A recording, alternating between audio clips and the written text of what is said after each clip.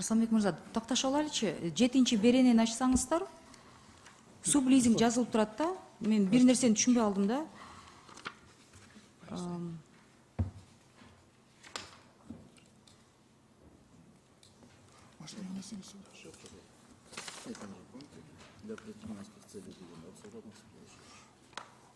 Лизингодатель, лизингополучатель деп бөлүнөт го. Карасаңыз. Юрлицо болуш керекпи же физлицо болуш керекпи?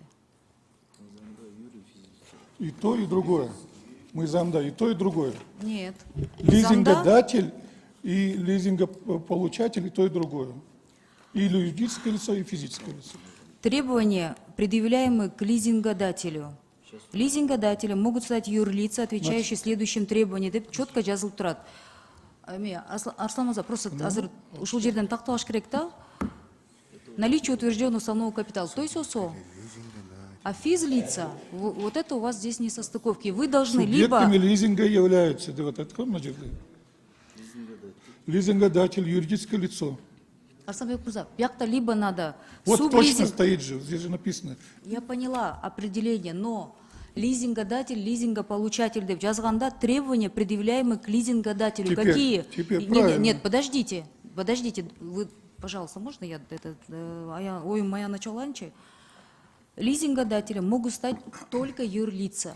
Сублизинга кеткенде можно физлицам деп атасыңар. А у вас же противоречит, там же договор как будет составляться? Значит, еще противоречий нет. Дело в том, что лизингодатель, так, является у нас вот юридическим лицом. Так? Да. Или.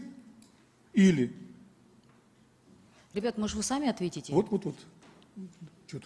Ну, противоречие, вы же понимаете. Ну, мы же убрали же, или физическое лицо дегенде алып таштаган. Физлицаны алдыңар беле? Да. Как алдыңар? Алган жоксуңар? Нет.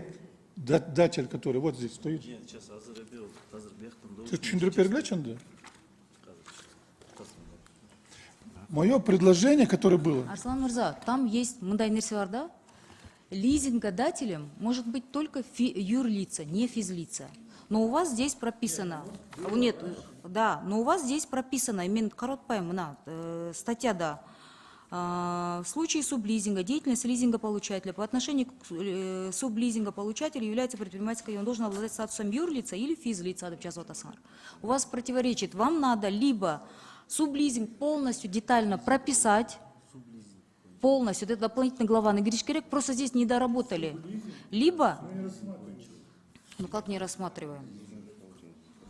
Или убрать анда бияктан деген требованиеден анда юрлица деген да, ну я, конечно, думаю, что это не все будут согласны. Жок, анда физлицаны кириш керексиңер. У вас противоречие просто. Башаламанты болуп калат да? Детально не прописали. Минэкономдон барсыңарбы? Жопер койсуңар, түшүнүп атасыңар да, о чем я говорю.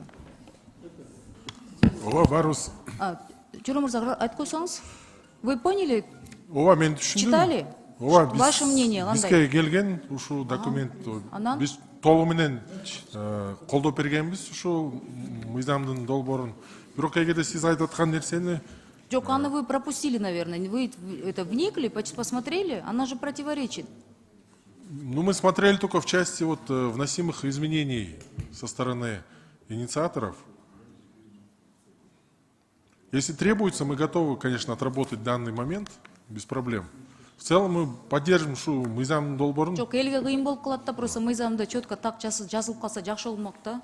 Ошон үчүн бул жактан кийин эме неудобство будет, как минимум. Түшүнүктүү. Жооп жок, Эльвира Жаралбек. Я поняла. Мен анда... Надо же готовиться. Да.